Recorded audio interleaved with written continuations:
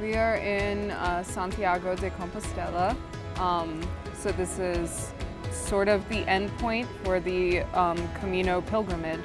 We spent some time on campus before we went on our trip studying the history of pilgrimage and the history of the Camino route. So students really got a chance to see more of the history behind the route so that when we were actually in country walking the Camino, they understood the 1,000 years that had preceded their first steps on that route. We've been doing a lot of walking on El Camino. We've been, it's been a lot of self-encouragement with ourselves and then also amongst each other.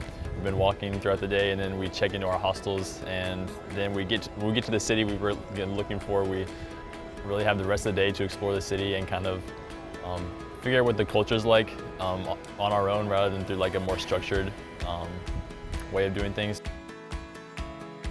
One of the great things about studying the Compostela route and studying pilgrimage is that you're really studying how communities welcome strangers. This class helped us to really reimagine our own community and reimagine some of the ways that we can be more welcoming. We've been going through a lot of smaller older communities, and you can see in their parks they have these long community tables set up in their parks, and that's something we just put in at Guilford was the long community tables in the caf. I'm learning all these different things as we go through these different towns about how to build a tighter knit community. I'm also an RA for the apartments on campus, and so I think that this experience will help me to build that community in my residence hall once I get back home to Guilford. We all learned a little bit better how to work in community, that it's easier than you think to sleep in a room with 20 other people that bring earplugs. I absolutely would suggest the trip to others in the future. I think it's a great opportunity to learn more about the world and to learn more about yourself at the same time.